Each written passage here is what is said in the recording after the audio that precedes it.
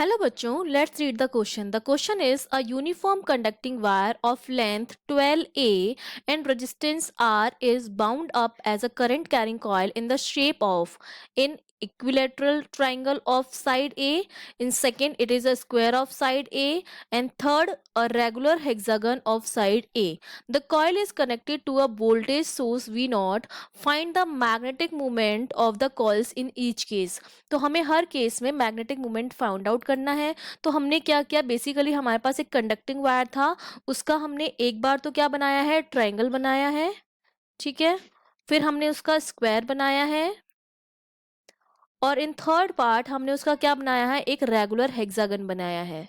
ठीक है, और साइड हमने क्या रखी है, साइड हमने ए ही रखी है, मतलब ये ए ए ए ए ए ए ए, और इसमें भी सारी साइड जो है वो आपकी ए है. अब हमें पता है कि जो हमारा वायर था उसकी लेंथ कितनी थी, 12A थी.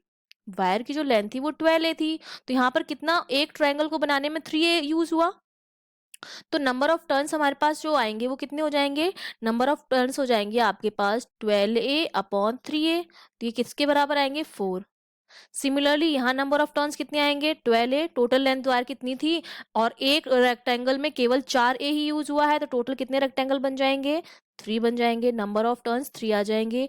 और सिमिलरली जब यहाँ पर निकालेंगे तो नंबर ऑफ टर्न्स जो आपके पास आ जाएंगे वो आपके पास 2 आ जाएंगे. अब हमको पता है कि जो मैग्नेटिक मूवमेंट होता है that is given by, magnetic movement हमारा जो होता है वो हमारा किस तरह से देते हैं, हमारा जो फॉर्मूला होता है दैट इज एन आई ए, जहां पर एन नंबर ऑफ टर्न्स होता है, आई करंट होती है, और ए क्या होता है, आपका एरिया होता है. अब आपको करंट गिवन नहीं है, तो आपको पता है ओम्स लॉ से हमारा जो करंट होता है that is voltage upon resistance, मतलब वी नॉट अपॉन आर हो जाएगा, क्योंकि V equals to I R होता है. तो यहाँ से करंट की वैल्यू हमने कितनी फाइंड आउट कर ली, वी नॉट अपॉन आर फाइंड आउट कर ली. तो हमें केवल क्या करना है, वैल्यू पुट करनी है. तो यहाँ से M मेरा कितना आ जाएगा, नंबर ऑफ टर्न्स यहाँ कितने आए थे, 4, इंटू आई की वैल्यू कितनी हो जाएगी, वी नॉट अपॉन आर, और जो एरिया होता है इक्विलेटरल ट्रायंगल का वो हमारा कितना आता है, √3/4 ए स्क्वायर. ये आ गया magnetic movement for triangle. Similarly अब हम मैग्नेटिक मूवमेंट निकालेंगे किसकी वजह से, स्क्वायर की वजह से.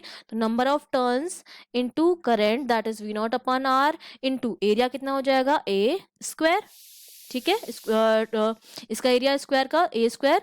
This is not rectangle, this is square. ठीक है, इससे पहले शायद मैंने एक बार इसको रेक्टेंगल बोला है. This is your square. Square का एरिया कितना हो जाएगा, ए स्क्वायर. और इसके लिए अगर मैग्नेटिक मूवमेंट निकालेंगे तो कितना हो जाएगा, 2 into current V not upon R into जो एरिया होता है रेगुलर हेक्सागन का दैट इज 3√3/2A². तो ये हमने मैग्नेटिक मूवमेंट निकाल लिए हैं इस ट्राइंगल के लिए, स्क्वायर के लिए और रेगुलर हेक्सागन के लिए. Okay, I hope you understood well. All the best.